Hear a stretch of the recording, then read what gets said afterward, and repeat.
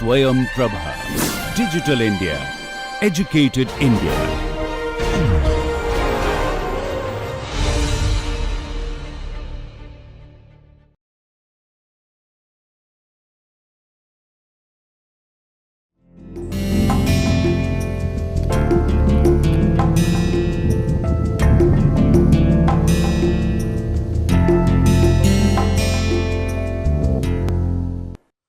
नमस्कार, मेरा नाम डॉक्टर पंकज कुमार झा है।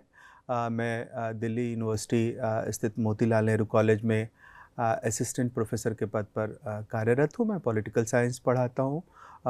वैसे मेरे एरिया ऑफ रिसर्च जो है वो मैं पब्लिक पॉलिसी के इर्द गिर्द काम करता हूँ। Public policy with special reference to flood policy, water policy, और उसके साथ साथ मैं सस्टेनेबल डेवलपमेंट में क्लाइमेट चेंज और जो एनवायरमेंटल पॉलिटिक्स है उसको भी बहुत गहीर तरीके से अध्ययन करने की कोशिश कर रहा हूँ। उससे इतर मैं इलेक्टोरल पॉलिटिक्स में भी रुचि रखता हूँ और मैं चुनावी राजनीति को बहुत अलग तरीके से अध्ययन कर रहा हूँ, जिसमें क्वालिटेटिव जो नैरेटिव है उसको इलेक्शन में उसका क्या महत्व है उसको ज़्यादा फोकस किया जा रहा है।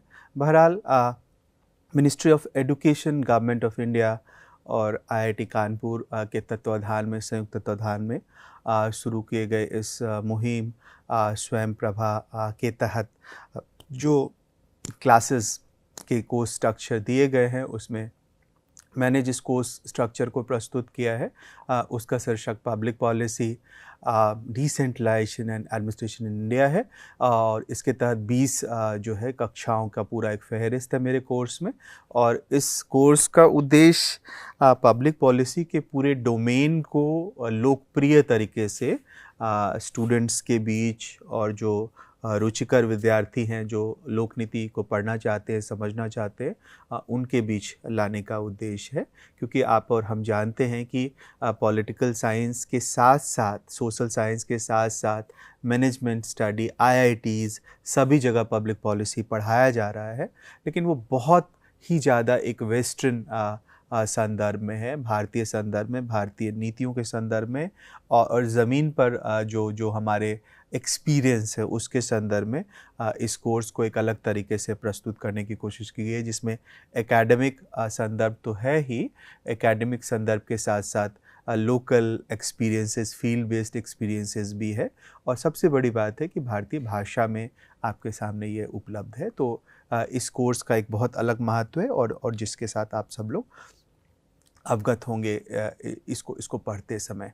तो पूरे 20 लेक्चर्स की सीरीज में मैं आज जिस टॉपिक में आपके साथ मुखातिब हूँ, आपको बता रहा हूँ, वो है बहुत ही पॉपुलर एक नोट जिसको हम कहते हैं मनरेगा। कई बार इसको जो है वो राइट टू वर्क के साथ भी जोड़ के देखा गया है सोशल पॉलिसीज़ में। सोशल पॉलिसीज़ में अलग अलग सेक्टोरल पॉलिसीज़ आप जानते हैं, बहुत रोज़गार से जुड़ा, बहुत स्वास्थ्य से जुड़ा, बहुत शिक्षा से जुड़ा। तो जो रोज़गार का सवाल है, जो एम्प्लॉयमेंट का सवाल है, वर्क का सवाल है, उससे जुड़ा जो लोक नीति है, जो सोशल वेलफेयर पॉलिसी है, वो मनरेगा है, जो कि आज के समय में गवर्नमेंट ऑफ इंडिया इसको जो है प्रमोट कर रही है। मनरेगा जैसी स्कीम की ज़रूरत क्यों पड़ी, ये बहुत एक अहम सवाल है। और हमें ये भी जानने की ज़रूरत है कि ग्रामीण हलकों में ख़ास तौर पे जो मनरेगा जब से आया है, तो ये भी कहा जा रहा है कि मनरेगा के आने के बाद पलायन में कमी हुई है। जो मज़दूर हैं वो गांव से कम पलायन कर रहे हैं। एक डेटा शुरुआती तौर पे आया था, ख़ास तौर पे ऐसे राज्यों में जहां से बहुत ज़्यादा लोग माइग्रेट कर रहे थे शहर की तरफ कामकाज की तलाश में। तो उसकी क्या रियलिटी है और उसके डेटा का क्या एविडेंस है, ये सारे इंपॉर्टेंट चीज़ है जिसके साथ हमें इसको देखने की ज़रूरत है। तो हम इंट्रोडक्शन में इस बात को यहाँ देख सकते हैं कि राष्ट्रीय ग्रामीण रोजगार गारंटी एक्ट 2005 को भारत के ग्रामीण विकास के इतिहास में मील का पत्थर माना जाता है। यानी आप रूरल डेवलपमेंट के पूरे हिस्ट्री में इंडिया में देखें तो बहुत इम्पॉर्टेंट अचीवमेंट है मनरेगा। मनरेगा की अचीवमेंट को इससे भी आप आंक सकते हैं कि सरकारें कोई भी आए, मनरेगा एक स्कीम के रूप में निरंतर जो है वो आगे बढ़ रही है और यहाँ राजनीति नहीं है। तो अगर स्कीम अच्छी हो, उसका फ़लसफ़ा अच्छा हो और उसके ऑब्जेक्टिव्स बहुत क्लियर हो और वो आउटकम बहुत अच्छे से लेके आ रहा है, तो वो स्कीम चाहे कोई भी सरकार होती है उसको वो कंटिन्यू जो है वो बढ़ाती ही है और आगे उसको लेके जाती है। इस एक्ट को केंद्र सरकार द्वारा 2006 में क्रिया रूप दिया गया और यह कानून शुरुआत में नरेगा के नाम से जो है जाना जाता था, परंतु 2 अक्टूबर 2009 को, जैसा हम जानते हैं 2 अक्टूबर गांधी जी का जन्मदिन होता है, 2 अक्टूबर 2009 से ये मनरेगा के रूप में जो है जाना गया। 5 का एक्ट है, 6 में ये नरेगा के रूप में जाना गया और 2009 में 2 अक्टूबर से ये मनरेगा के रूप में जो है इसे एक नया नाम मिला। इस एक्ट का क्या उद्देश्य है? इस एक्ट का उद्देश्य ग्रामीण लोगों की क्रय शक्ति, यानी ग्रामीण जो जनसंख्या है उनका परचेजिंग पावर को जो है क्या करना है, उसमें इजाफा करना है, उसमें वृद्धि करना है। ग्रामीण भारत में निवास कर रहे गरीबी रेखा के नीचे रहने वाले लोगों को अर्ध अथवा गैर प्रशिक्षित कार्य के लिए, जो भी आप काम कर रहे हैं, जो अनस्किल्ड वर्क है या सेमी स्किल्ड वर्क है, उसके लिए आपको जो रोज़गार दिया जा रहा है, खासतौर पे गरीबी रेखा के नीचे के लोगों के लिए, तो वो उसका टारगेट ऑडियंस है। उसी को जो है उसकी स्थिति को बेहतर करना जो है वो मनरेगा का खास उद्देश्य है। पूर्व की रोजगार गारंटी योजना के विपरीत मनरेगा भारत में गरीब जनसंख्या के लाभार्थ पहली बार उपलब्ध कानूनी गारंटी स्कीम है। यानी पहले भी बहुत सारी योजनाएं आई हैं जो रोजगार के लिए है, गरीबी दूर करने के लिए है, लेकिन उन सारे स्कीम से मनरेगा इस मायने में अलग है कि मनरेगा जो है कानूनी गारंटी देता है। मनरेगा प्रोवाइड्स लीगल गारंटी, कानूनी गारंटी आपको दे रहा है। ये एक इम्पॉर्टेंट चीज़ है जो मनरेगा के मामले में नई है। एक और इम्पॉर्टेंट बिंदु है जो मनरेगा के मामले में नया है, वो है कि इस एक्ट के अंतर्गत 100 दिनों का रोजगार प्रति ग्रामीण घरों के लिए उपलब्ध किया गया है। यानी 100 दिन आपको रोजगार दिया जाएगा प्रत्येक रूरल हाउस होल्ड को। हम थोड़ा हिस्ट्री पे आते हैं, जैसे कैसे ये कंसेप्ट आ रहा है। जैसा कि हमने देखा 2005 का एक्ट था, 6 से ये नरेगा के नाम से जाना जा रहा था। तो नरेगा के नाम से जब ये एक्ट शुरू होता है तो नरेगा की शुरुआत जो है 2 फरवरी 2006 को आंध्र प्रदेश के अनंतपुर डिस्ट्रिक्ट से होती है। अनंतपुर डिस्ट्रिक्ट से नरेगा स्टार्ट होता है और इस शुरुआती रूप में इसके अंतर्गत देश के 200 सबसे गरीब जिले को समाहित किया गया है। इसमें जो सबसे पुअर 200 डिस्ट्रिक्ट है उसको इसमें समाहित किया गया था तथा अप्रैल 2008 से ये देश के सभी 625 जिलों में समाहित जो है ये विस्तृत हो गया। यानी आंध्र प्रदेश के अनंतपुर डिस्ट्रिक्ट से स्टार्ट होता है नरेगा के रूप में और शुरुआती रूप में क्या टारगेट था कि देश का जो 200 सबसे पिछड़ा, सबसे गरीब इलाका है वहाँ ये स्टार्ट किया जाएगा। लेकिन अप्रैल 2008 से जो है ये देश के जो है लगभग 625 जिलों में ये लागू किया गया है। और मनरेगा बहुत अच्छी स्कीम है, जैसा कि मैंने आपको बताया। हर स्कीम की कमियां हो सकती है, चुनौतियां हो सकती है, लेकिन चुनौतियों और कमियों होने के बावजूद आप उसको जो है नज़रअंदाज या आप उसको बिल्कुल रिजेक्ट नहीं कर सकते। तो मनरेगा के साथ भी यही है, मनरेगा बहुत अच्छे से काम कर रही है। ग्रामीण विकास मंत्रालय के अगर आंकड़ों को देखें तो शुरुआती रूप से इस एक्ट के अंतर्गत कुल 1.36 करोड़ लोगों को नौकरी मिल चुकी है। तो एक बहुत बड़ी बात है। आप देख सकते हैं ऐसे देश में जहाँ पे कि सरकार अपनी नीतियों से रोजगार सृजन कर रही है, उसमें मनरेगा का प्रयोग जो है एक ज़बरदस्त प्रयोग के रूप में जो है देखा जा सकता है। मनरेगा 2005 के अनुसूची 1 के अंतर्गत जो है जो प्रमुख वर्ग हैं वो 8 वर्ग में मनरेगा को विभाजित किया गया है। मतलब मनरेगा को डिवाइड किया गया है कि किस 8 अलग अलग कैटेगरीज में मनरेगा काम करती है। तो पहला कैटेगरी जो है वो है जल संरक्षण और संचयन, यानी वाटर कंजर्वेशन में मनरेगा काम करती है। दूसरा है सिंचाई और नहर, माइक्रो और माइनर जो है वो उसको फोकस, इरिगेशन, कैनाल और इसको फोकस करती है।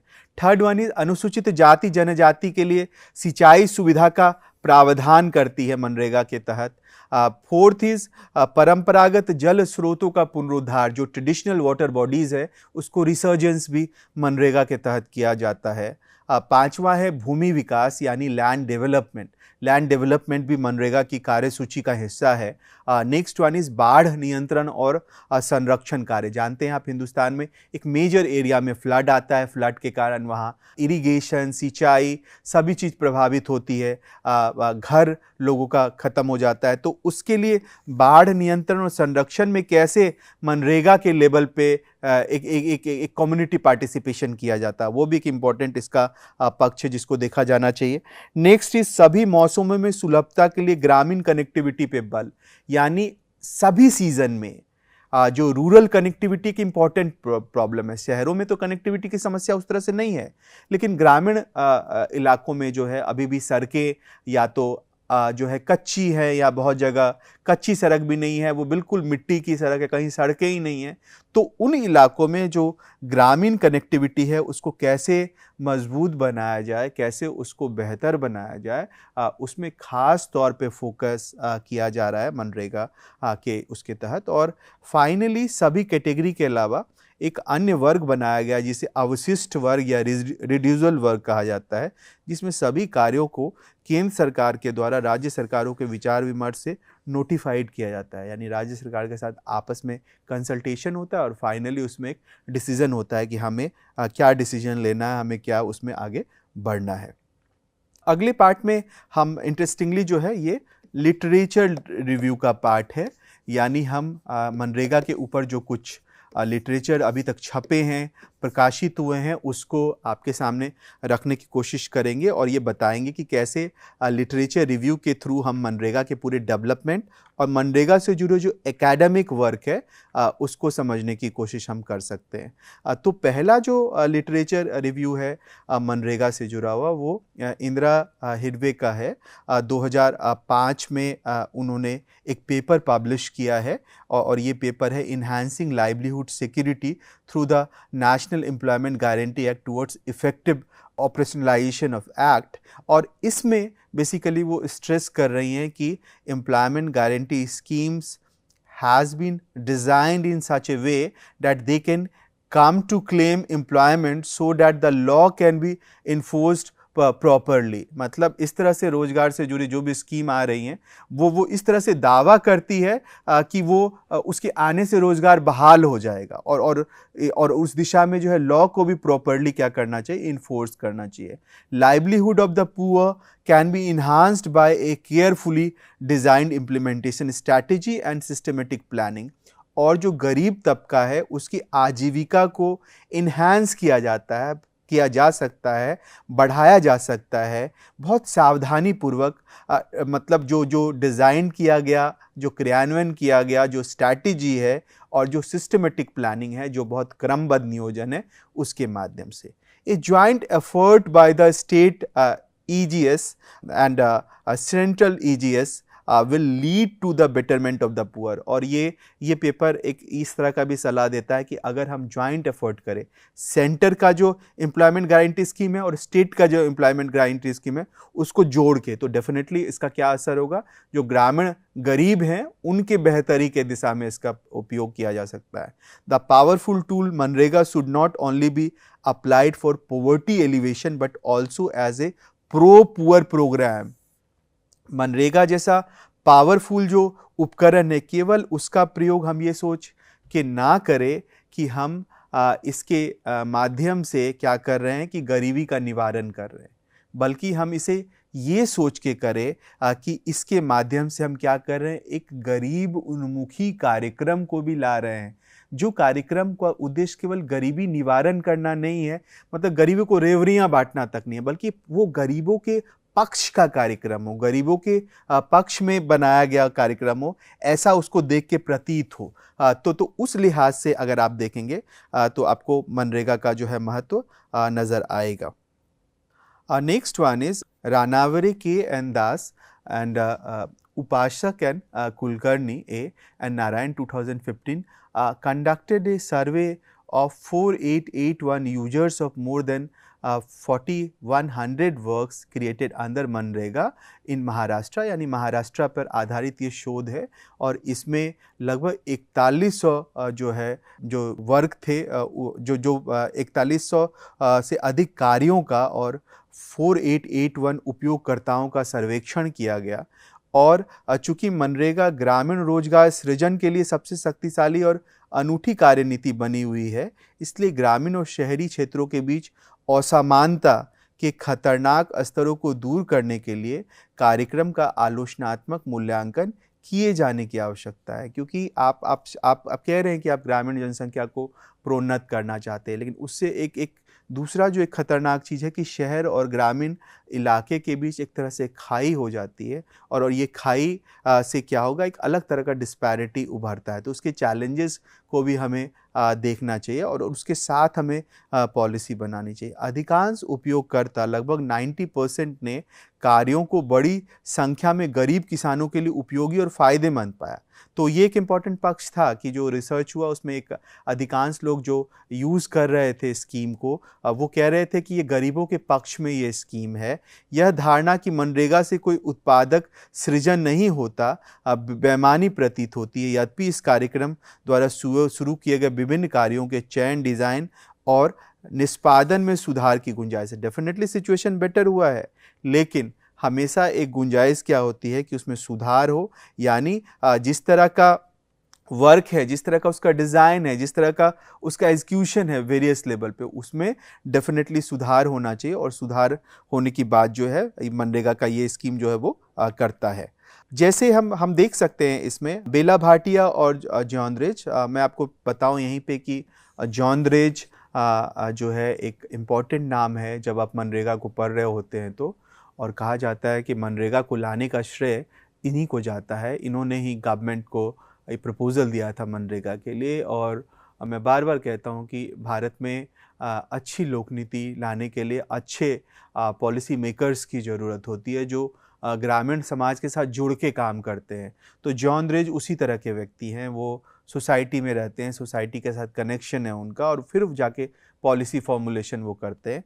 और बेला भाटिया के साथ उन्होंने एक आर्टिकल लिखा है, एम्प्लॉयमेंट गारंटी इन झारखंड ग्राउंड रियलिटीज़, और उसमें उन्होंने 2 जिले झारखंड के वहाँ सर्वे किया and found out that there were many flaws in the implementation of national rural employment guarantee scheme. और उन्होंने पाया कि बहुत सारी समस्या और खामियां हैं मनरेगा का जो क्रियान्वयन किया गया है वहाँ, many of which could be seen as teething problem. They found this at par with the finding experienced in Dungarpur, Rajasthan by different set of research scholars, and these anomalies were rectified by taking careful measures such as providing job cards to majority of rural poor, and this program generated hope for betterment of the rural poor who otherwise lead miserable lives। उन्होंने एक तो उन्होंने झारखंड में research किया और उन्होंने इसे राजस्थान में डूंगरपुर में शोधार्थियों के एक अलग समूह द्वारा अनुभव किए गए निष्कर्ष के बराबर पाया। यानी दोनों में एक ही तरह का निष्कर्ष आ रहा था। उन्होंने ऐसा देखा और ये भी पाया कि अधिकांश ग्रामीण गरीबों को जॉब कार्ड प्रदान करने जैसी सावधानीपूर्वक उपाय करके इन विसंगतियों को दूर किया जा सकता है। और इस कार्यक्रम में ग्रामीण गरीब की बेहतरी के लिए आशा उत्पन्न की जो बहुत दुखी जीवन व्यतीत कर रहे थे। पारदर्शिता, जवाबदेही लाने और सरकार द्वारा प्रदान किए दिशा निर्देशों को लागू करने में कुछ प्रगति हुई है। इस कदम का भ्रष्टाचार को कम करने पे सकारात्मक जो है वो प्रभाव पड़ा है। और इस तरह से आप बेला भाटिया और जॉनरेज के काम से इसको देख सकते हैं। अगला काम जो है वो सोनाल्ड्रे देसाई का है, जो 2008 में प्रकाशित ये कार्य है, और उसमें वो एग्जामिन करते हैं that many constraints such as labour market discrimination, blocked employment opportunities and wage discrimination reduce women's empowerment, but the extent of impact of this has not been exactly studied. इस स्टडी में जांच में पाया है कि श्रम बाजार में जो भेदभाव है, जो अवरुद्ध बेरोजगार के अवसर हैं और मजदूरी से जुड़ा जो भेदभाव जैसी समस्याएं हैं, वो महिला के सशक्तिकरण को कम करती है, लेकिन इनके प्रभाव की सीमा का ठीक से अध्ययन नहीं किया गया है। अवरुद्ध रोजगार के अवसर वे क्षेत्र हैं जहां महिलाओं को रोजगार के उद्देश्य से प्रवेश करने की अनुमति नहीं है। मनरेगा महिलाओं के रोजगार और आर्थिक स्वतंत्रता पर इसके चक्रवाती प्रभाव का अध्ययन करने का एक अनूठा अवसर प्रदान करता है। भुगतान वाले कार्यों में महिलाओं की भागीदारी का अध्ययन करने के लिए एक अलग दृष्टिकोण का उपयोग किया गया था और यह पाया गया कि पुरुषों की तुलना में मनरेगा में महिलाओं ने ग्रामीण क्षेत्रों में मजदूरी श्रम में अधिक भाग लिया था। इसका मुख्य कारण महिलाओं की तुलना में पुरुषों को मिलने वाले वैकल्पिक रोजगार के अवसर थे, यानी रोजगार के अवसर पुरुष को मिल रहे थे, तो जो ग्रामीण क्षेत्र में जहां अवसर महिलाओं को मिल रहे थे वहां उन्होंने बहुत तल्लीनता से काम किया, बहुत बढ़ चढ़ के काम किया। Dr. G. Xavier and J. Marie said that there was a change in the way women's employment was viewed in the 11th five-year plan. उन्होंने कहा है कि अगर आप 11वीं पंचवर्षीय योजना को देखें तो वहाँ महिला रोजगार के प्रति एक बहुत अलग व्यू नज़र आता है। It is stressed that women were constructive agent of economic and social growth. और उन्होंने इस बात को जोर दिया कि महिलाएं जो है वो आर्थिक और सामाजिक प्रगति की एक बहुत ही कंस्ट्रक्टिव एजेंट हैं, बहुत ही आप कह सकते हैं कि रचनात्मक एजेंट हैं। United nation 2013 mention that MNREGA in India and expanded public work program in South Africa were two benchmark program which was successfully provided safely nets for women. उसी तरह का प्रोग्राम जैसे भारत में मनरेगा है, उसी तरह साउथ अफ्रीका में एक्सपेंडेड पब्लिक वर्क प्रोग्राम है। ये दोनों ही एक तरह से सफलतम प्रोग्रामों की श्रेणी में आते हैं महिलाओं के लिए खास तौर पे। The study found that through employment in MNREGA women's decision making power increased in a male dominant rural society, income and expenditure increased and better standard living was achieved. खास तौर पे वो कहते हैं ऐसे समाज में जहाँ पुरुष प्रधान समाज है वहाँ निर्णय निर्माण में महिलाओं की भूमिका मनरेगा के आने से बढ़ी है। महिलाएं उनके इनकम आय में वृद्धि हुई है, उनका एक्सपेंडिचर खर्च बढ़ा है और वो जीवन के बेहतर जो स्टैंडर्ड हैं वो जी रही हैं। तो एक तरह से ये सब होने से क्या हुआ कि ग्रामीण घर के में जो है महिलाओं की भागीदारी जो है निर्णय निर्माण में बढ़ी है। But on the other hand problems like poor work site facilities, hot climate condition, reduction in leisure time was leading to many health problem in rural poor. लेकिन दूसरी तरफ एक दूसरी तस्वीर भी है कि जहाँ कार्यस्थल है वहाँ सुविधाओं का अभाव है, बहुत अधिक जो मौसम है, जलवायु परिवर्तन और गर्मी और साथ में जो रिडक्शन इन लेजर टाइम, जो उन्हें आराम का समय मिलता था उसमें कटौती की जाने से क्या हो गई कि ग्रामीण इलाकों में हेल्थ से जुड़ी समस्याएं भी देखी जाने लगी। And these included physical pain, headache and other problem also, and women were finding it difficult to manage the dual work responsibility of work site and home as there is no flexibility in MNREGA program। और महिलाओं को विशेष रूप से घर का सारा कामकाज और बाहर की जिम्मेदारी, दोहरी जिम्मेदारी निभाने में जो कई बार वो अलग अलग तरह की पीड़ा से गुजर रही थी और क्योंकि मनरेगा का जो कार्यक्रम है उसमें कोई फ्लेक्सिबिलिटी नहीं है, कोई लचीलापन नहीं था, तो दोनों को एक साथ लेके मैनेज करने में विफल हो रही थी। The study shows that most of the earning through MNREGA are spent on family food consumption. वो साथ में यह स्टडी ये भी शो कर रहा था कि जो मनरेगा से अर्निंग हो रही थी उसका अधिकांश हिस्सा जो है फैमिली फूड कंजम्पशन में ही खर्च हो रहा था, यानी कि जो पारिवारिक उपभोग है उसी में ज़्यादा पैसा खर्च हो रहा था, तो उससे उन्हें जो है कोई बचत उनके पास जो है नहीं हो पा रहा था। और इसी तरह जो है AP आर्या और मेघना S और A एम्बली ने 2017 में conducted study of female beneficiaries in colon and Pathanamthitta district of Kerala, and they concluded that there had been a significant change in the income consumption pattern। उन्होंने पाया कि किस तरह से आय और खर्च का जो पैटर्न है और लाइवलीहुड जो है वो बेहतर हुआ महिलाओं का मनरेगा के कारण। And the decision of consumption of income earn by women working under MNREGA are generally taken by women themselves, and this is increase their decision making power in the household. अधिकांशतः जो उन्हें वेतन मिलता था मनरेगा के काम से वो अपने ही पास रखती थी, वो खुद उसको खर्च करती थी और उससे एक हाउस होल्ड में डिसीजन मेकिंग में, निर्णय निर्माण में उनकी महत्वपूर्ण भूमिका जो है वो बढ़ती हुई प्रतीत होती है। Changes in livelihood pattern in rural areas has led to asset creation and made to lives of rural poor more convenient. इससे घर में आजीविका का जो पूरा पैटर्न है वो परिवर्तन होता है और साथ ही साथ एसेट क्रिएशन होता है। परिसंपत्तियों को उन्होंने जोड़ना शुरू किया, जो वो कमा रही थी, जो पैसा मिल रहा था उससे, और उससे ग्रामीण इलाके में भी उनका जीवन जो है पहले से ज़्यादा सुलभ हो रहा था, ज़्यादा आरामदायक हो रहा था। Livelihood pattern of the rural poor are often complex and many include agricultural as well as non agricultural activities. और जो लाइवलीहुड पैटर्न है वो गरीब लोगों का अमूमन बहुत जटिल होता है और उसके अंतर्गत बहुत सारे कृषकीय और गैर कृषकीय जो एक्टिविटीज़ हैं उसके सहारे भी वो अपना जो एडिशनल इनकम है, जो अतिरिक्त आय है, उसको बढ़ाने में जो है वो मदद उसे पहुंचा रहा था। जहाँ तक मनरेगा के से जुड़े प्रमुख स्रोतों का सवाल है तो भारत सरकार के द्वारा शुरू की गई इस महत्वपूर्ण योजना, जिसे मनरेगा की दार्शनिक पृष्ठभूमि के रूप में देख सकते हैं, बहुत सारी स्कीम है जो मनरेगा के लिए एक तरह से बैकबोन का काम कर रही थी। जैसे आप cash scheme for rural employment को देख सकते हैं, 71-72 की है। Pilot initiative rural employment programme PREP 1972 की है।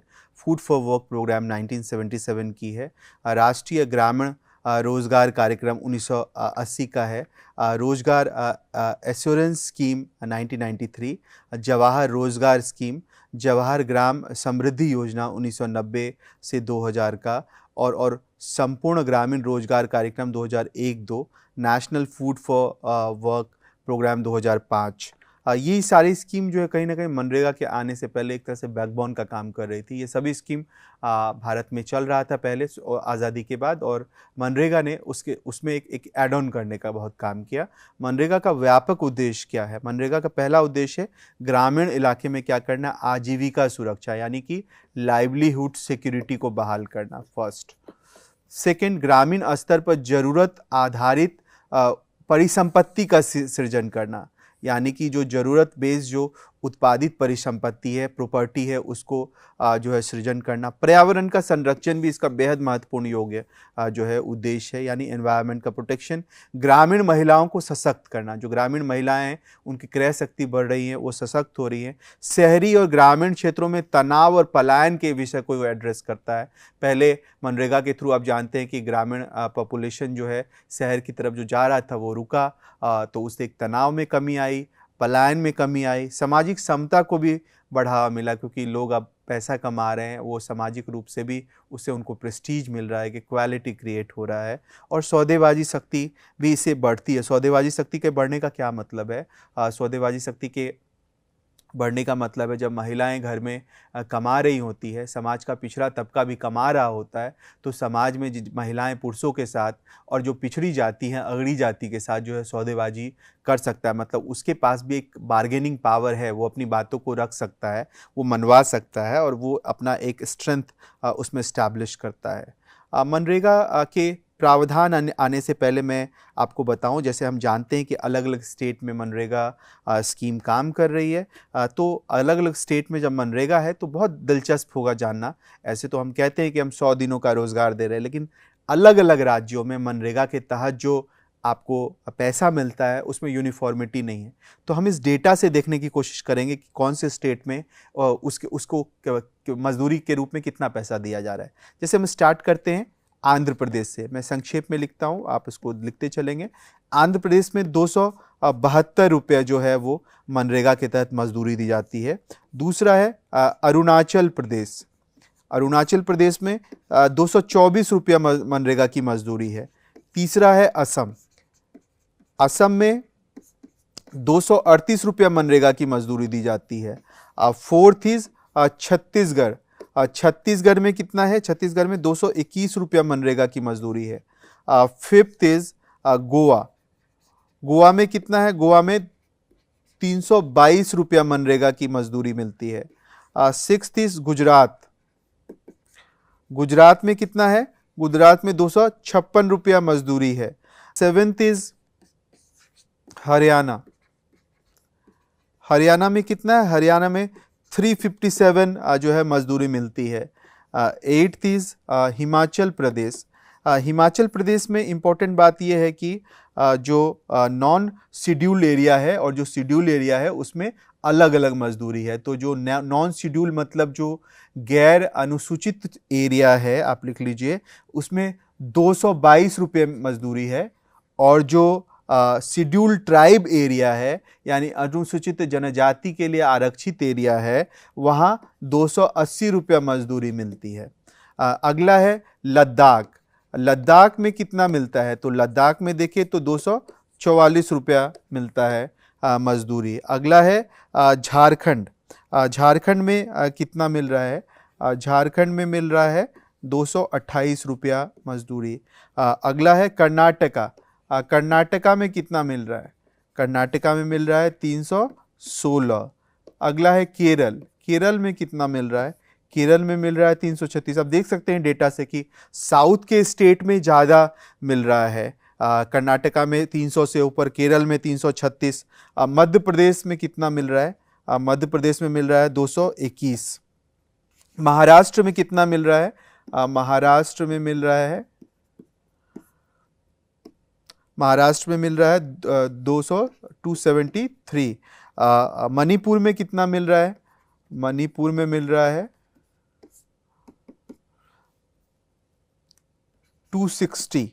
तो आप देख सकते हैं ये सारे जो डेटा है ये आप इसको कहीं पे भी रखेंगे तो ये फैक्चुअल एक डेटा है और जो दिखाता है कि कितना नॉर्थ और साउथ इंडिया के बीच में जो डाइवर्सिटी है मनरेगा के वेजेस को लेके वो दिख रहा है आपको। मेघालय में कितना मिल रहा है? नॉर्थ ईस्ट का स्टेट है ये सब। मेघालय में अगर आप देखें तो मेघालय में मिल रहा है 238। मिज़ोरम में कितना मिल रहा है? मिज़ोरम में मिल रहा है 249। तो ये डेटा क्लियर कर रहा है कि डिफरेंट स्टेट्स में इसको ये कितना मिल रहा है। नागालैंड में क्या है? नागालैंड में अगर आप देखें तो नागालैंड में है 224। उड़ीसा में क्या है? उड़ीसा में है 237। ये सारे डेटा आप एक साथ लिख सकते हैं जो कि आपके नोट्स में ज़रूर से होना चाहिए। उड़ीसा में 237 है। नेक्स्ट वन इज पंजाब में क्या मिल रहा है? पंजाब में है 303। राजस्थान में क्या मिल रहा है? राजस्थान में है 255। सिक्किम में क्या मिल रहा है? सिक्किम में है 236। तमिलनाडु में कितना मिल रहा है? तमिलनाडु में मिल रहा है 294। देखिए साउथ के स्टेट्स नॉर्थ के स्टेट से हर स्टेट लगभग बेटर है अगर आप देखें इन एवरेज अगर आप देखना चाहें तो। तेलंगाना में कितना मिल रहा है? तेलंगाना में है 272। त्रिपुरा में कितना मिल रहा है? त्रिपुरा में मिल रहा है 226। यूपी बड़ा स्टेट है, वहाँ कितना मिल रहा है? वहाँ मिल रहा है 230 रुपया। उत्तराखंड में कितना मिल रहा है? उत्तराखंड में भी 230 मिल रहा है। वेस्ट बंगाल में कितना मिल रहा है? जहाँ की सरकार जो है वो अलग है सेंटर से, और वहाँ पे हाँ अमूमन हम देखते हैं कि सेंटर और स्टेट के बीच में प्रॉब्लम आता रहता है। तो वेस्ट बंगाल का क्या डेटा कहता है देखते हैं। वेस्ट बंगाल में मिल रहा है 237। अंडमान एंड निकोबार में मिल रहा है, अंडमान एंड निकोबार में 311। दादर नगर हवेली में कितना मिल रहा है? दादर नगर हवेली और दमन एंड द्वीप दोनों में मिल रहा है आपको 397। लक्षद्वीप में कितना मिल रहा है? लक्षद्वीप में मिल रहा है 304। और पुडुचेरी में कितना मिल रहा है? पुडुचेरी में मिल रहा है 294। तो पूरे हिंदुस्तान के डेटा के साथ आप देख सकते हैं कि हर एक जगह जो है क्या कॉन्फ़िगरेशन है इसका मनरेगा का जो मनरेगा के तहत जो मतलब अलाउंसेस दिए जा रहे हैं, जो पैसे दिए जा रहे हैं, उसमें कितना डाइवर्सिटी है अलग अलग एरिया में, अलग अलग रीजन में। मनरेगा के प्रमुख प्रावधानों को देखें तो ये सभी ग्रामीण घरों के लिए प्रतिवर्ष 100 दिनों के काम का वादा करता है और उन घरों के लिए जिनके वयस्क स्कीम में वर्णित गैर स्किल मैनुअल श्रम के लिए इच्छुक हो, मतलब जो उनके वयस्क अगर जो स्कीम है मनरेगा का उसके हिसाब से अगर जो नॉन स्किल मैनुअल वर्क है अगर उसको करने में इच्छुक है तो उन्हें रोजगार इसके तहत मिलता है। ये अधिकार आधारित फ्रेमवर्क है जिसको हम लीगल राइट कहते हैं। जिस ग्रामीण परिवार के वयस्क सदस्य गैर स्किल मैनुअल कार्य को करने के लिए इच्छुक हैं उसे रजिस्ट्रेशन के लिए लिखित रूप से आवेदन करना पड़ता है अथवा मौखिक रूप से स्थानीय पंचायत में बोलना पड़ता है कि हमें रोजगार चाहिए। ग्राम पंचायत क्या करती है, जांच पड़ताल के उपरांत एक जॉब कार्ड आपको मुहैया करती है और जॉब कार्ड में मनरेगा के तहत कार्य करने के लिए इच्छुक वयस्क सदस्य की तस्वीर होती है। आपकी तस्वीर उसमें लगा दी जाएगी जॉब कार्ड में। आवेदन के 15 दिनों के भीतर ही जॉब कार्ड आपको जारी किया जाना चाहिए। जॉब कार्डधारी व्यक्ति ग्राम पंचायत को रोजगार के लिए एक लिखित आवेदन सबमिट करता है जिसमें समय और जितने समय के लिए जॉब की जरूरत है उसे अंकित किया गया है। टाइम बाउंड गारंटी भी कुछ लोग कहते हैं। ग्राम पंचायत रोजगार संबंधी दिए गए लिखित आवेदन के प्रति उत्तर एक डेटेड रिसिप्ट जारी करता है। जब आप आवेदन लेते हैं तो आप रिसिप्ट जारी करते हैं और रोजगार आवेदन देने के 15 दिनों के भीतर दिए जाने का प्रावधान है। जैसे ही आप आवेदन देते हैं 15 दिन के अंदर आपको रोजगार मनरेगा के तहत मिलेगा। इस अवधि के भीतर रोजगार अगर नहीं मिलता है तो दैनिक बेरोजगारी भत्ता एक्ट के अनुसार उसे देने का प्रावधान है। रोजगार को न्यूनतम दिन कम से कम 15 और अधिकतम कम से कम 100 दिन का होना चाहिए। मतलब कम से कम 15 दिन का आपको रोजगार मिलेगा हाउस होल्ड को और मैक्सिमम जो है 100 डेज का जो है वो रोजगार दिया जाएगा इसके अंतर्गत। न्यूनतम वेतन एक्ट 48 के अधीन जो है खेतीहर कार्यों के लिए राज्यों में वेतन दिया जाना चाहिए और यह 60 रुपया से कम नहीं होना चाहिए। स्त्री और पुरुषों दोनों को एक समान वेतन मिलेगा जो कि आपने डीपीएसपी में देखा था 39D में ये कहा गया है।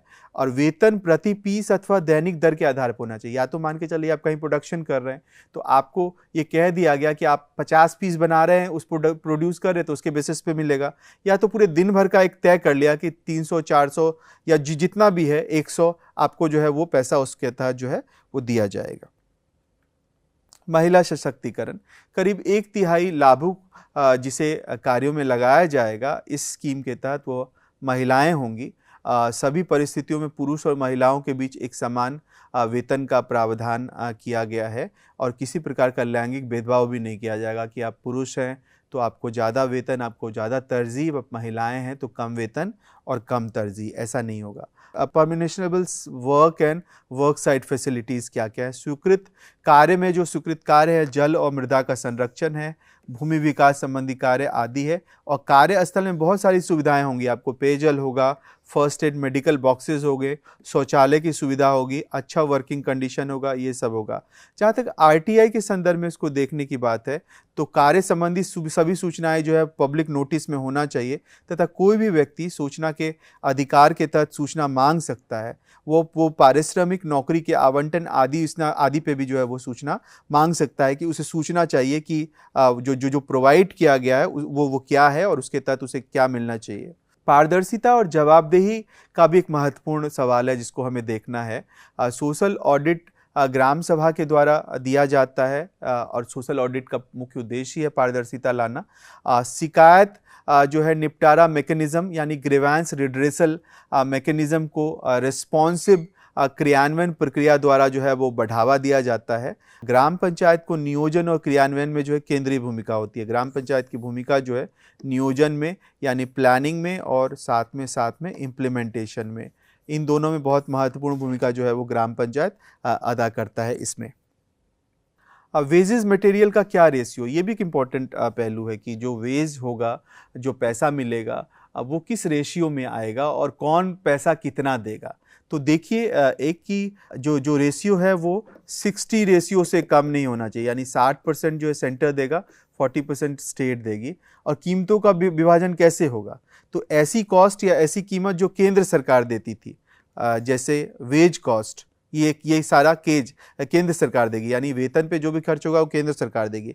75% मटेरियल पे जो कॉस्ट आएगा, जो बन रहा है, कुछ प्रोडक्शन हो रहा है, उस मटेरियल कॉस्ट में 75% जो है वो सेंट्रल देगी, और कुछ प्रशासनिक कॉस्ट यानी कुछ एडमिनिस्ट्रेटिव कॉस्ट भी जो है वो सेंट्रल देगी। स्टेट फिर क्या करेगा? स्टेट किस तरह का खर्चा फिर देगा इसमें? स्टेट निम्नलिखित जो है खर्च देगा इसमें। 25% मटेरियल कॉस्ट स्टेट देगा, अन्य प्रशासनिक कॉस्ट यानी 70% जो मटेरियल कॉस्ट है सेंटर दे रहा है, तो 25% स्टेट दे रहा है। कुछ सम एडमिनिस्ट्रेटिव कॉस्ट अगर सेंटर दे रहा है तो सम के अलावा जो अन्य बच रहा है वो स्टेट दे रहा है, और साथ में बेरोजगारी भत्ता भी स्टेट ही देगा। आपने देखा कि किस तरह से अगर आपको नियत समय पे जॉब कार्ड नहीं मिल रहा है तो बेरोजगारी भत्ता लेने के आप अहर्थ हैं, और बेरोजगारी भत्ता कौन देगा? वो स्टेट प्रोवाइड करेगा कि आपको कि आप बेरोजगारी भत्ता जो है आप लीजिए। मनरेगा की कमियां, मनरेगा की क्या क्या कमियां हैं वो एक इम्पॉर्टेंट डायमेंशन है जिसको हमें देखना चाहिए मनरेगा की कमियों में। मनरेगा की कमी का जहां तक बात है तो मनरेगा की पहली कमी जो है वो है अपर्याप्त वेतन। जो वेजेस हैं वो बहुत पर्याप्त नहीं। आप जानते हैं आज के समय में जबकि बाहर में कोई मजदूर काम कर रहा है तो वो कितना कमा रहा है, और गांव में मनरेगा का जो वेजेस आपने देख लिया डिफरेंट स्टेट का कि क्या वेतन का डिस्पैरिटी है, 200 रुपया, 225 रुपया। लार्जली जो मतलब साउथ इंडियन स्टेट है वहाँ पे 300 350 रुपया है। तो इतना अगर डिस्पैरिटी है वेतन में, तो ये कहीं ना कहीं मनरेगा को ये कमज़ोर कर रहा है। विलम्ब पेमेंट, जो डिलेड पेमेंट है वो भी एक इम्पॉर्टेंट इशू है। समय पे वेतन नहीं मिल रहा है, और समय पे वेतन नहीं मिलेगा तो मजदूर कैसे काम करेगा? तो डिलेड पेमेंट भी जो है उसका एक इम्पॉर्टेंट कंसर्न है जिस पे मनरेगा में बात कर रहे हैं लोग। भ्रष्टाचार, करप्शन बहुत ज़्यादा है मनरेगा में। करप्शन कई स्तरों पे। कई बार जो ग्रामीण मजदूर हैं वो गांव में काम नहीं रह रहे हैं, वो काम ही नहीं कर रहे हैं। तो वो जब काम नहीं कर रहे हैं तो फिर उन्हें मजदूरी फिर कैसे मिलेगी? तो वो जो है शहर में रह रहे हैं, और जो उनका वेतन आता है, वेतन का एक खास हिस्सा जो है करप्शन के तौर पे स्थानीय मुखिया और जो भी अथॉरिटी है जो जॉब आपको दे रही है उसको दिया जाता है, और जो बचा हुआ पैसा है वो मजदूर को मिलता है। एक तो करप्शन इस स्तर पे है। दूसरा करप्शन इस स्तर पे है कि जैसे जॉब का अलॉटमेंट करना है। कई बार क्या होता है, जो ज़रूरतमंद लोग हैं वो धक्के खा के जो है घूमते रहते हैं, उन्हें जॉब अलॉट नहीं किया जाता है, और कई बार एक ही परिवार के एक से ज़्यादा लोग को भी जॉब अलॉट किया जाता है। तो इसमें भी जो है करप्शन के बहुत सारे संकेत आते हैं कि करप्शन के कारण ऐसा किया जाता है, और जो रियल बेनिफिशियरी जो होना चाहिए उसे वो बेनिफिशियरी उसका लाभ नहीं मिलता है। पारदर्शिता का भी अभाव है। आप जानते हैं पारदर्शिता का अभाव इसलिए है क्योंकि पूरी चीज़ें जो हैं वो पब्लिक स्फेयर में नहीं, और जो चीज़ें हैं जिस तरह से उसको पब्लिक स्फेयर में लाया जा रहा है वो अपने आप में बहुत जो है वो वैसा नहीं है जिस पे आप विश्वास करें। कई बार बहुत गलत तरीके से डॉक्यूमेंट प्रेजेंट किया जाता है। कई बार जो खर्च जितना जॉब अलॉट हमने किया है उससे कम अलॉट करते हैं और ज़्यादा का पैसा आवंटित करवाते हैं। तो लैक ऑफ ट्रांसपेरेंसी भी उसका एक इम्पॉर्टेंट एलिमेंट है जो मनरेगा को कमज़ोर करता है।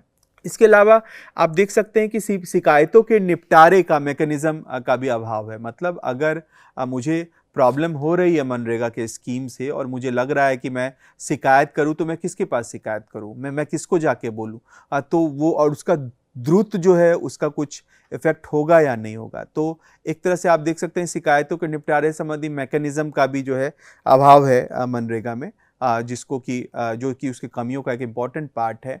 महिला मजदूरों का उत्पीड़न यानी हैरेसमेंट ऑफ वुमेन वर्कर्स भी मनरेगा में देखा गया है कि महिलाएं मजदूर जो हैं कई बार असुरक्षित होती हैं, उनका शारीरिक और उनका जो है मानसिक उत्पीड़न भी होता है। शारीरिक उत्पीड़न तो एक अलग बात है, मानसिक उत्पीड़न भी कई बार उनके पुरुष सहकर्मी ये कह के कि आप ये काम नहीं कर सकते, आप जो है काम चोर हैं, इस तरह से जब आपको मानसिक उत्पीड़न मिलता है तो वो भी एक इम्पॉर्टेंट एलिमेंट है महिला मजदूरों के साथ जो एक प्रॉब्लम के रूप में दिखाई पड़ता है।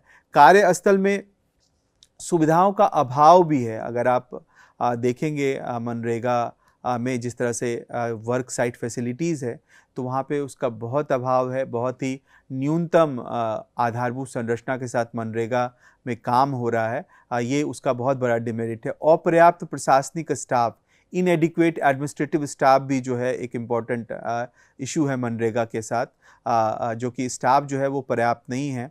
जागरूकता का अभाव, लैक ऑफ अवेयरनेस भी है क्योंकि मज़दूर जो है वो काम तो कर रहे हैं, लेकिन कई बार उन्हें उसके सारे नियम कानून, सारे कायदे, सारे प्रोविजंस के बारे में बहुत विस्तृत तरीके से पता नहीं होता है। तो जागरूकता का अभाव भी जो है उसका एक इम्पॉर्टेंट एलिमेंट है। और बड़ी संख्या में अधूरे कार्य, अगर आप ये डेटा भी देखेंगे, ये भी इम्पॉर्टेंट है कि मनरेगा के तहत कार्यों को पूरा करने में देरी हुई है और परियोजनाओं का निरीक्षण अनियमित रहा है। इसके अलावा मनरेगा के तहत काम की गुणवत्ता और परिसंपत्ति निर्माण का भी मुद्दा है, यानी बहुत सारा जो काम हुआ है उसमें गुणवत्ता के क्वेश्चंस हुए हैं और बहुत तरह अवैधानिक तरीके से परिसंपत्ति का निर्माण भी किया गया है। तो और जो पूरा निरीक्षण है, ऑब्जर्वेशन जो किया जा रहा है वो अनियमित है, रेगुलर बेसिस पे निरीक्षण नहीं हो रहा है। तो अगर रेगुलर बेसिस पे निरीक्षण नहीं होगा तो डेफिनेटली जो है इसे इस तरह की प्रॉब्लम जो है और बढ़ेगी। जॉब कार्डों का निर्माण भी एक इम्पॉर्टेंट कंसर्न है मनरेगा में। फर्जी जॉब कार्ड की मौजूदगी, फर्जी नामों को शामिल करना, गायब प्रविष्टियां और जॉब कार्डों में प्रविष्टियां करने में देरी से संबंधित भी मुद्दे हैं। जो उसमें आइटम्स जोड़े जाते हैं, जो उसमें प्रावधान जोड़े जाते हैं, उसमें गड़बड़ी है। फर्जी नाम भी जोड़े जाते हैं, बहुत सारे जो जरूरी आइटम्स है वो गायब हैं। तो और जो गैर जरूरी है उसको जोड़ दिया गया है। तो जॉब कार्ड का जो है मुद्दा है, ये भी एक इम्पॉर्टेंट है मनरेगा के संदर्भ में। पीआरआई की अप्रभावी भूमिका, जो पंचायती राज इंस्टीट्यूशन है वो भी बहुत प्रभावी तरीके से काम नहीं कर पा रही है। जैसे मनरेगा में ये एक प्रॉब्लम क्रिएट हो रहा है। बहुत कम स्वायत्तता के कारण ग्राम पंचायतें इस अधिनियम को प्रभावी और कुशल तरीके से लागू करने में सक्षम नहीं है। ग्राम पंचायत भी मनरेगा को इम्प्लीमेंट करने से में बहुत सक्षम नहीं है।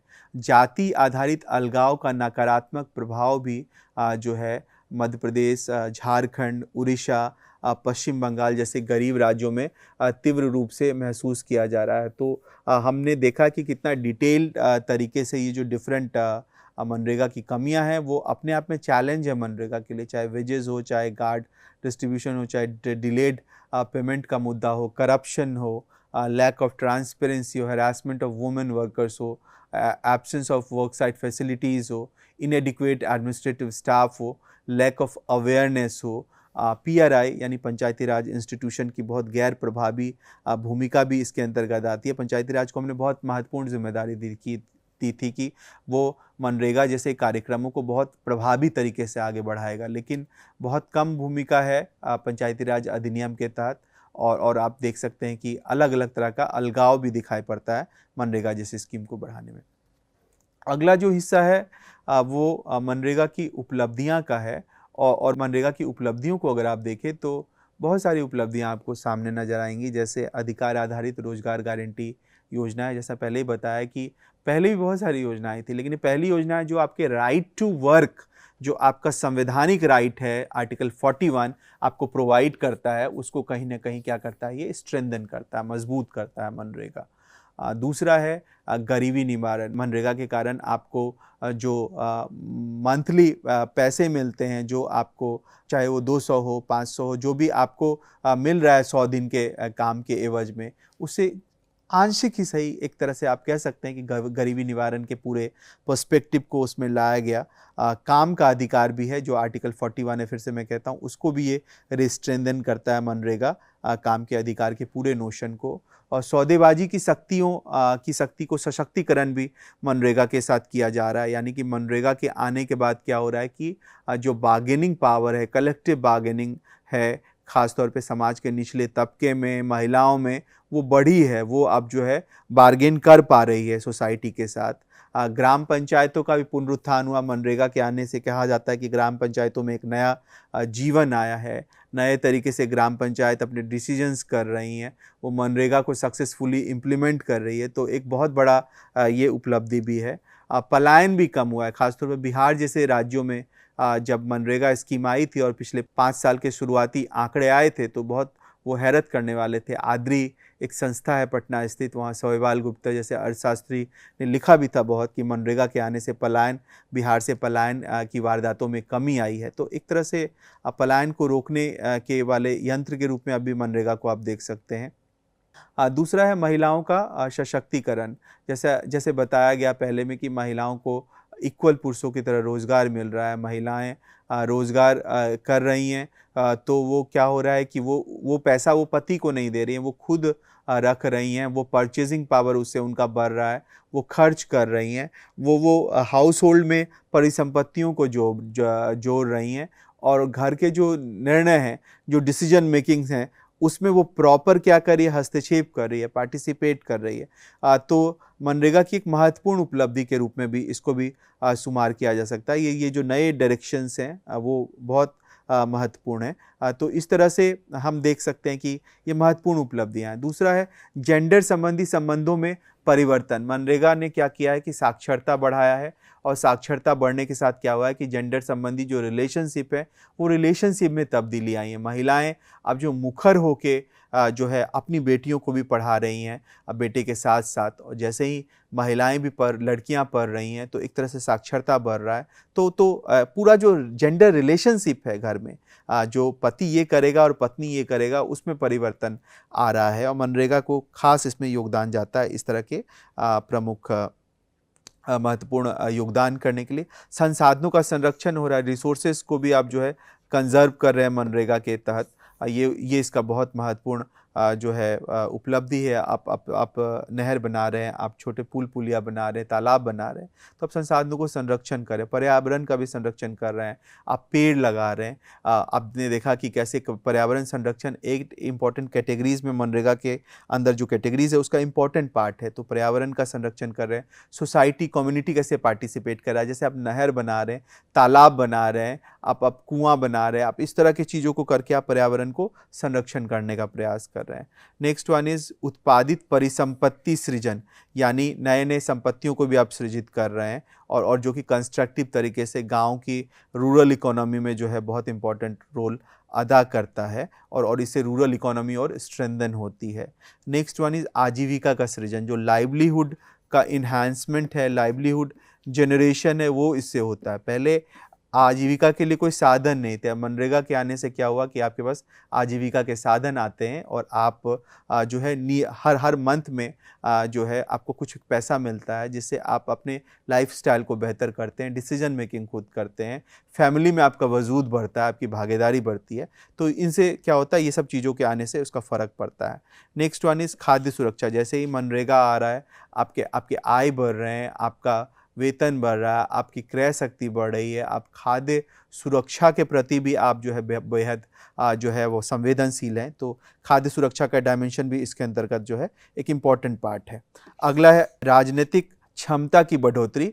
मनरेगा आने से राजनीतिक क्षमता में भी बढ़ोतरी हो रही है, पॉलिटिकल कैपेसिटी बढ़ रहा है, जो लोग उसके साथ जुड़े हुए हैं, और कैपेसिटी बढ़ने का ये अर्थ है कि आप नए नए काम को सीख रहे हैं, आपको वेतन मिल रहा है, आप प्रशिक्षित हो रहे हैं, तो आपके जब आप पैसा भी आ रहा है, आप अवेयरनेस आ रहा है, तो उससे आप क्या हो रहा है, राजनीतिक रूप से भी सक्षम हो रहे हैं। राजनीति का मतलब केवल चुनाव लड़ना नहीं होता है, राजनीति का मतलब है आप सोसाइटी के पावर गेम को समझ रहे हैं, जो शक्ति का जो एक तरह से संतुलन है समाज के अंदर, उसको भी समझ रहे हैं, अपना पोटेंशियल बता रहे हैं, आप राजनीतिक रूप से सक्रिय हैं, हर जगह आप पब्लिक स्फीयर में भाग आ रहे हैं, बैठकों में जा रहे हैं, आ रहे हैं। तो कहीं ना कहीं इससे होता क्या है कि आपका भी एक तरह का डेवलपमेंट इससे होता है, और आपका भी इससे जो है विकास होता है।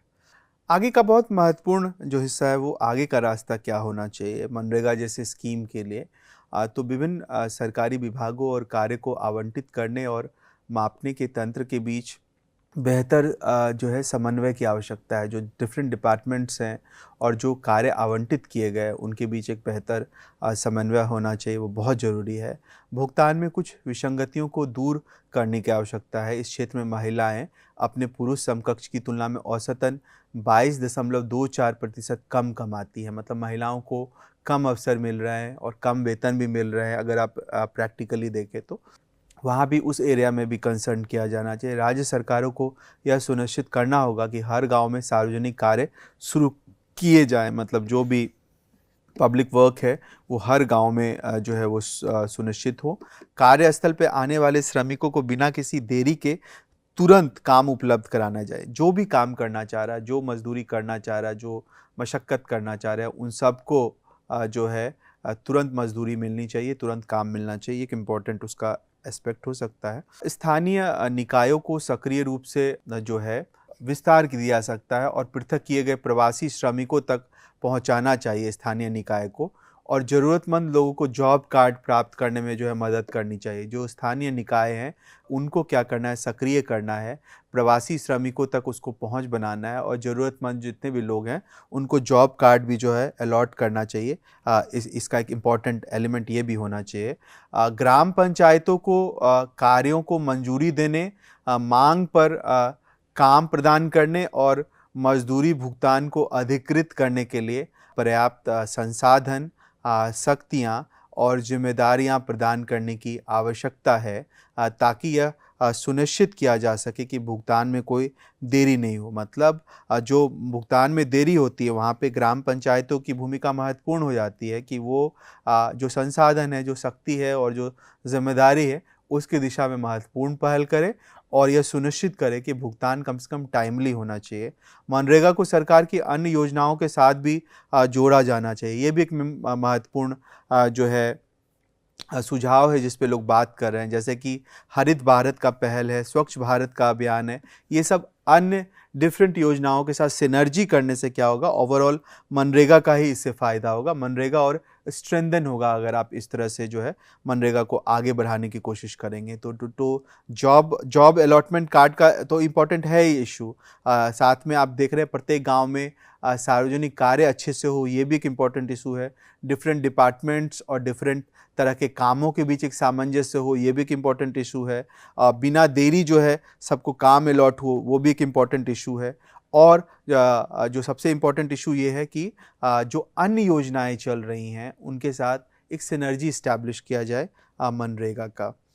सामाजिक अंकेक्षण यानी सोशल ऑडिट एक बहुत महत्वपूर्ण विचार है जिस पे काफ़ी दिनों से बात हो रही है और किया भी जा रहा है उसको बहुत शुरुआती स्तर पे। अगर आप देखेंगे तो सोशल ऑडिट पे थोड़ा बहुत शुरुआती काम हो रहा है, और सोशल ऑडिट में अनिवार्य रूप से हर 6 महीने में इसे आयोजित किया जाना चाहिए सोशल ऑडिट को।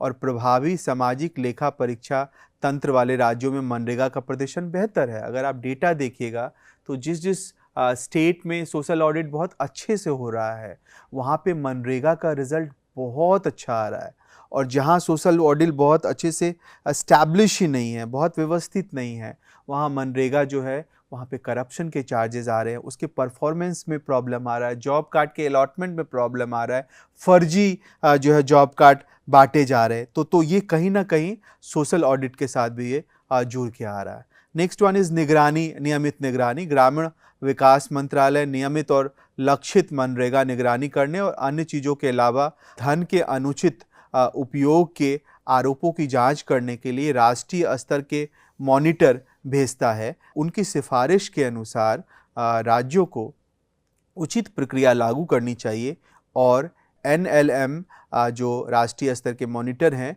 निगरानी की आवृत्ति बढ़ानी चाहिए। यानी इस प्रकार की निगरानी को थोड़ा ज़्यादा अंतराल में करना चाहिए। थोड़ा ये लेट होता है, और अगर आप नियमित निगरानी करेंगे तो डेफिनेटली सेंटर की निगरानी होगी तो उससे बेटर जो है निकल के आएगा रिजल्ट। तो ये भी एक इम्पॉर्टेंट डिमेंशन है जिसको फोकस करना चाहिए apart from social audit, that is नियमित निगरानी। अगला जो इम्पोर्टेंट है वो है पदाधिकारियों का प्रशिक्षण, यानी PRI के जो निर्वाचित पदाधिकारी हैं और अन्य पदाधिकारी हैं उनका प्रशिक्षण और क्षमता निर्माण नियमित रूप से किया जाना चाहिए, क्योंकि इससे मनरेगा के क्रियान्वयन में उसकी भागीदारी आसान होगी। यानी उनको आप टाइम बाय टाइम जो है उनका कैपेसिटी बिल्डिंग कीजिए, उनको ट्रेन कीजिए।